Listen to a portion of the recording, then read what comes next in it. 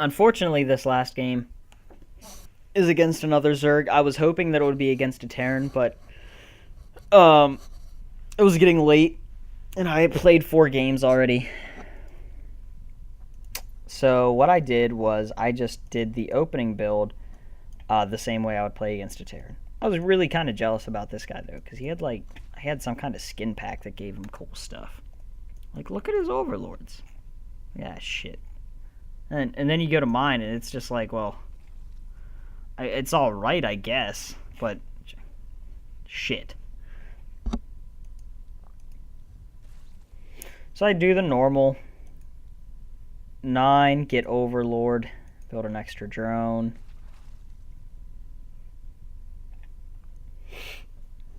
What I do differently though is instead of getting a spawning pool at 14 and then a hatchery at just a timing that felt right to me, I got to 15 food, scouted for, well, saw that his worker was coming, put my hatchery down. Now, I didn't actually see his base yet, and I was really taking a huge gamble because if he was like the last guy I played and had an early spawning pool and I hadn't built a spawning pool before the hatchery, I would have been dead in the water and I very likely would have lost this game. However, it was a little bit safer of a choice on this map because look at this distance. That's a fucking long way to go, even for a Zergling. Unless it's got metabolic boost. And you'll see what I do on this map. On large maps, I prefer units with high mobility. So that's what I went for. That's what I go for. Let's see. How's the workers looking? I have a little bit of an income advantage. I did get the hatchery out a little bit before he did. Even the spawning pool was a little bit earlier, but trade-off was I don't have gas yet. And he has one more overlord, and I actually get supply blocked here, which he didn't do. But as soon as that supply gets unblocked, I start construction on my 2 queens immediately. And what you see me do here is really, I scouted his base, and I saw that he's doing more or less the same thing that I am. And I just kind of go balls to the wall with the economy. I'm getting abnormally low frame rates on this map alone. I'll see if I can get that any higher. It's a little better. I'm not too sure why I'm getting low frame rates. It only seems to be this map. But anyway, there's really not too much to talk about right now. It's just mid-game. I'm macroing up. I know that he's not doing anything. He knows that I'm not doing anything. So we're really kind of just free to tech up to what we want to tech up to. Now, because I saw him with the Vespene gas earlier when I first scouted, and I had none, what that tells me is he's either going for speedlings or he's going for roaches. But since I didn't see a single Zergling on the map, it was a little bit more reasonable to assume that roaches were on the way, and indeed roaches were. So the first defense you see me getting is a spine crawler. Just a little kind of wall, little concave dealy there. And you'll see why in a second.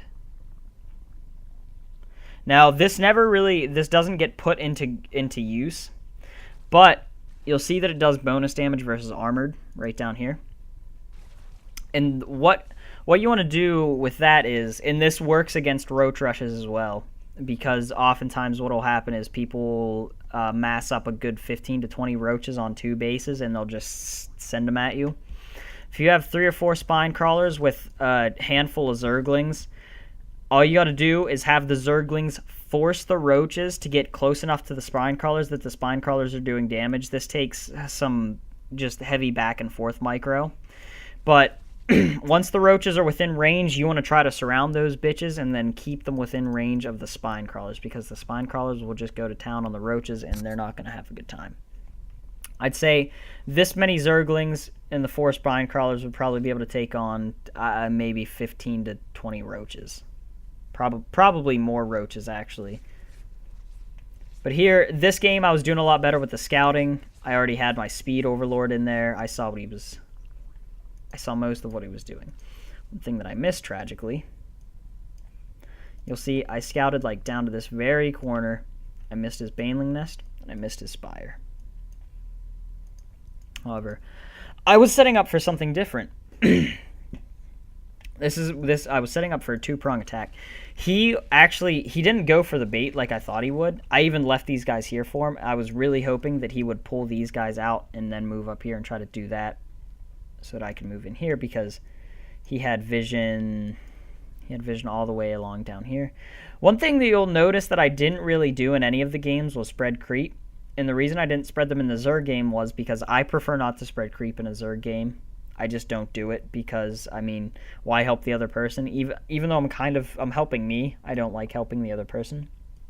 I will put creep between some of my bases so that queens, like just this one creep tumor puts creep between here so my queens can move around. But other than that, I don't really put too much creep around. Here I made a mistake at rallying. Infestors are really expensive units, and that was pretty fucking awful, to be quite honest. That there's no excuse for that.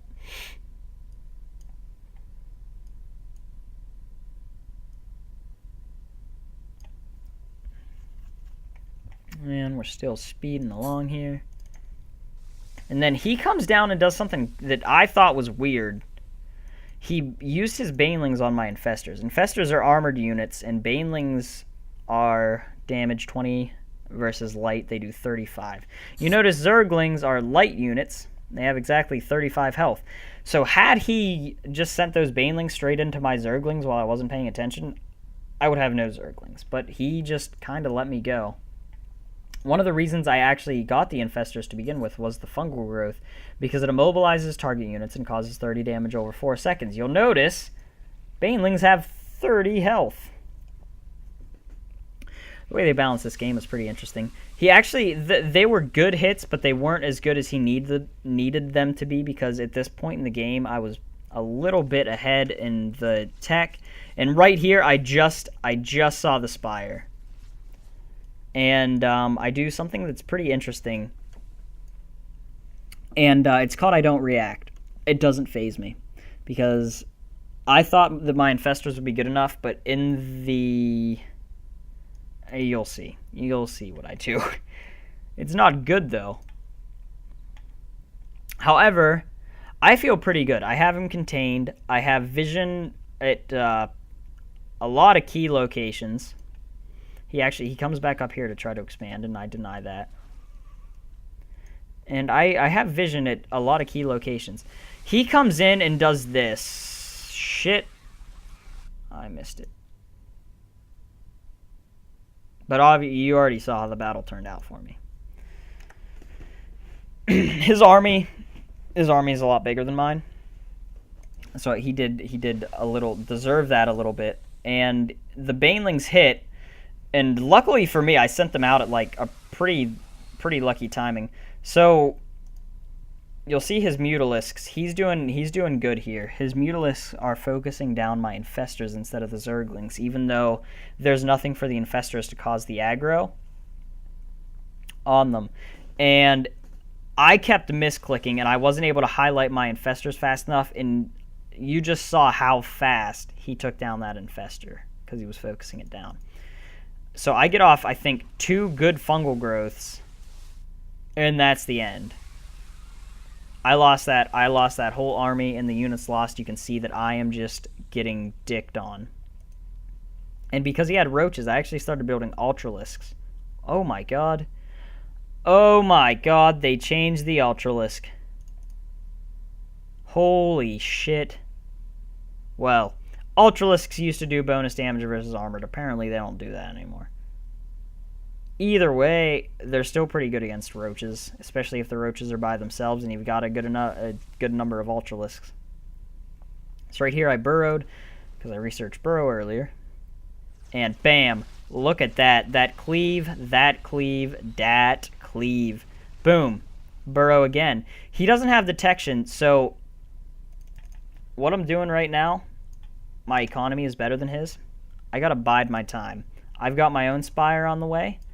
Every single time I pop one of these up, I notice that he is far more concerned in dealing with the few units that I have down here doing next to no damage. I'm buying my time, man. My chance, I knew that I probably wasn't going to win. It's just, he just had so many Mutalisks, but I'm just buying time. That's all I can do. The Overseers have vision, so I didn't bother. Well, I actually did burrow my Zerglings, but then I realized that he had Overseers, and I got up.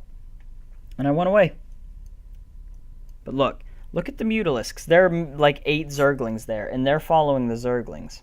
Meanwhile, okay, first, I was building the wrong units. I didn't realize how many Mutalisks he had. He had, I can't even find his. Yeah, he had 20 Mutalisks, and I believe they were upgraded. Yeah, he had 1 attack upgrade, and I had nothing, at least at this moment. And I accidentally built Vipers, too, which was just a misclick. So that was bad. But yeah, I bought myself some time. I now have 4 bases to his 2. And again, I feel like I kind of stabilized. And I now know what to do when he comes to attack. Of course, he stops and attacks these 2 Ultralisks that I had no idea were even there, because my map awareness is pretty bad. You gotta remember, you're not watching anywhere near a pro. I'm just another player at this point. I used to be pretty good, but what are you gonna do? Anyway, his Mutalisks. Oh no, there's 3 or 4 Zerglings in the base that the Queen and the drones and the roaches can easily take care of. Better send the whole fucking group of Mutalisks down there to deal with it.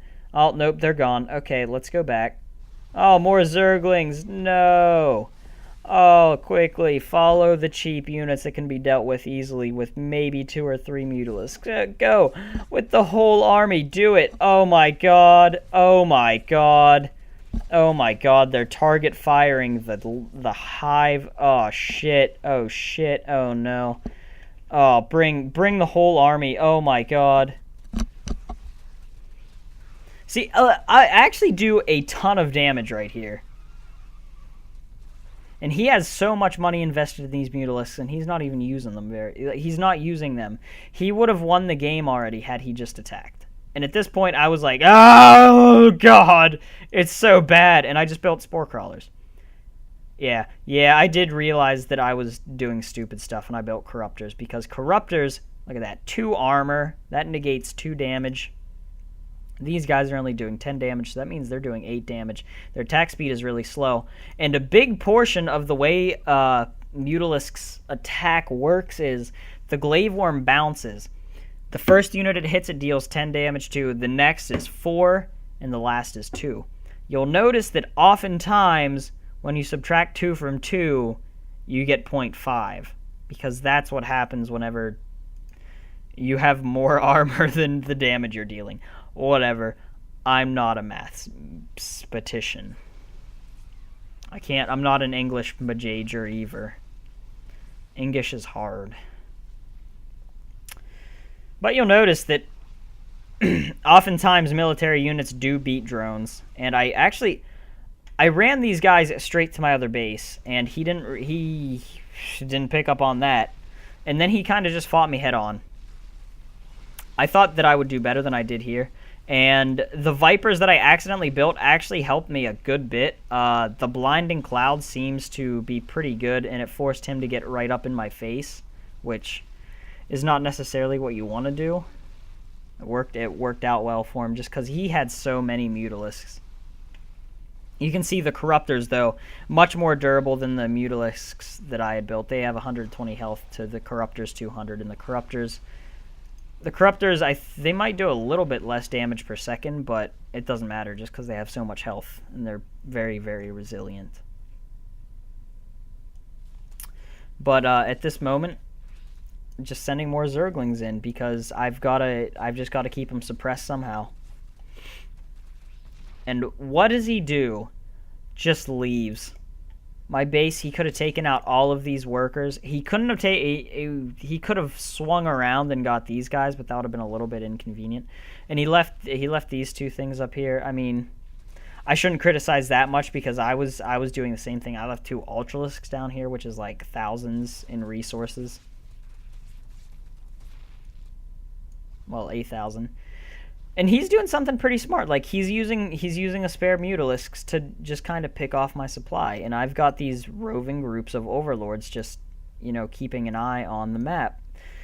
In this game, I think I played this game very well, but what I did, I kind of let it get out of control because he has so many Mutalisks.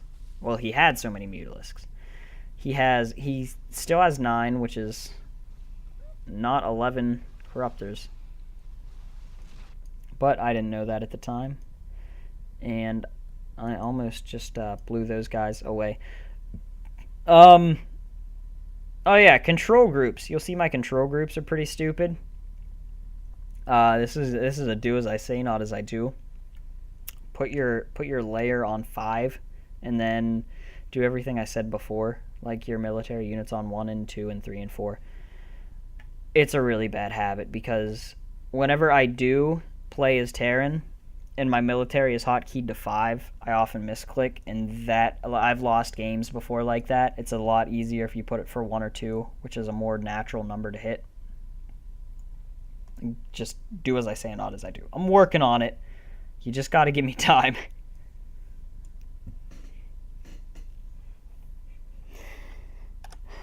But now you can see the difference the number of bases is making. I'm going to speed it up again since there's not too much happening. But a big reason I stayed in this game, the only reason I stayed in this game, was I just kept buying myself time. If you're in a situation like that, and if your economy is worse than his, and you don't think that you have a fighting chance, it's kind of just a dick move to hang around in the game. But I knew that I had a chance. I was spending my money efficiently. Look at that. Even running on 3 bases. Kind of on 3 bases. I would say I was operating at maybe like a 2.5 base level. But still, I was being efficient. He wasn't. Earlier, I wasn't being very efficient, but that's because I was teching up, and Zerg often spends in waves of money, as opposed to the other races that are just constantly producing. But he actually does something kind of smart here. He sees that my Zerglings are alone and uses the Mutalisk's superior mobility to go and try to take out some of the Zerglings. Because Mutalisks can go faster than Corruptors, so he was able to get out of the way of danger. But I just kept bringing in Zerglings because at this point I knew that I had enough Corruptors to deal with his Mutalisks, so I just needed a ground force.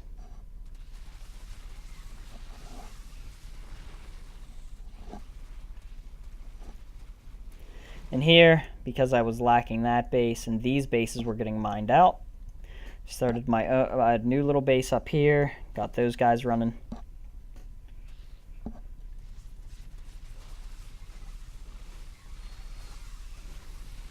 And he actually holds me off because I believe these roaches, they had some decent upgrades. My Zerglings weren't too upgraded at the time. And every time I broke one of his buildings, those little things that popped out were doing some damage to me, and then he cleaned me up with Zerglings. So these guys float here for a while. And I bring them back in. Now, for some unknown reason, I never checked down here. You'll notice that he's building one of the units that I told you should rarely ever build. But oftentimes you'll find that Hydralisks, which shoot at the air, are counters to Corruptors, which don't shoot at the ground. It's simply astounding. I would have trouble imagining it. But he built swarm hosts, and I believe I'm not sure if I could see him or not. But I do have detectors, so whether or not I could see him is kind of inconsequential. And here he rolls in some banelings, which isn't a bad idea because watch. There it goes. Boom. Those last 2 hits were not worth it, but overall it was probably still worth it because of how much stuff he took out. You can see I'm still behind in the resources lost, but it doesn't even matter anymore because I've just got a massive income advantage.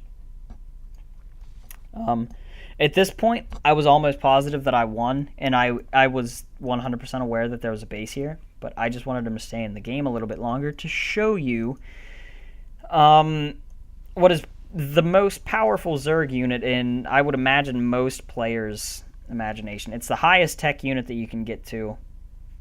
It takes the longest to tech to, basically. And if you get infestors and you pair the infestors with it, it's a nightmare. But he was sending these swarm hosts up. I'm going to speed it up a little bit. He just kept sending locusts. Not sure why. But bam, all that money I was saving up is now broodlords. Broodlords are kind of like swarm hosts, only they make broodlings. They make them a lot faster. And the broodlings they're really good. Look, they don't give a fuck about those locusts. They're not having it. Oh, the broodlords also have a really long range, and then the broodlings themselves can continue going. I came up here to finish off this base, and he was attacking me down here, and these guys are free, so like he was kind of just doing free damage, but I wasn't too concerned because at this point, you'll see. Look, I'm building a roach warren down here. I'm upgrading this to a layer so that I have my tech in case this base does go down. I'm getting a few upgrades, not really much going on in my base, but I mean, I have these invested, but I've got this here, I've got a queen here, and I believe at the very end of the game I start building a queen there. But see, I've got the plan in my head. I know what I'm doing. I have a backup plan. If this base falls, it's not a big deal because I have all of this to fall back on. I think that was a misclick. I'm pretty sure that I meant to make a spawning pool and not a roach warren because I haven't built a single roach this game. Yeah, and I already have a roach warren up here. That was just a misclick. This one, not a misclick. This one, misclick. Yes. I wanted a spawning pool. But you'll see that hydralisks do a lot of damage, and they do it really fast. They're what is called a glass cannon in this game. I'm not sure if that's a term that's used in League of Legends, but in this, it's called a glass cannon. Now, one of the reasons that I say never to build hydralisks are not a great counter to broodlords, but they're supposed to be good against air units. And yeah, he was out of position. Yeah, he wasn't doing that much right. But what happens next should not happen to a unit that is supposed to be on equal footing.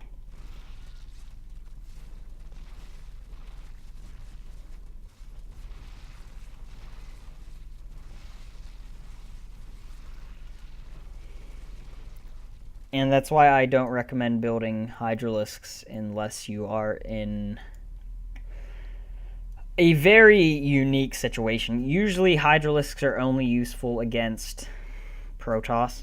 They're actually pretty good against Protoss, but I would never build them against a Terran.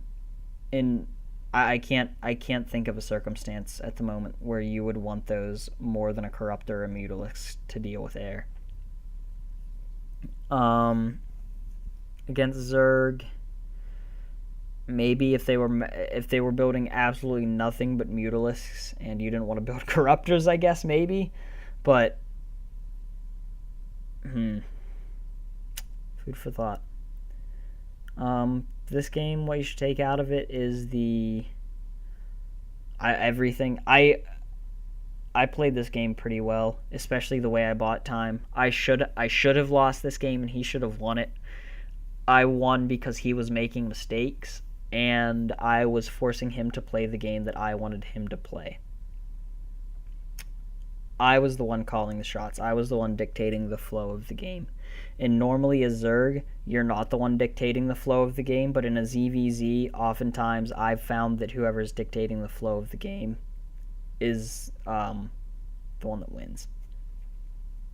So he was dictating the flow for a little bit, but I pushed it right back in his face and said, girl, I don't want that. But that's it.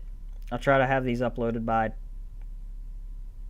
I guess time is irrelevant because of breasts.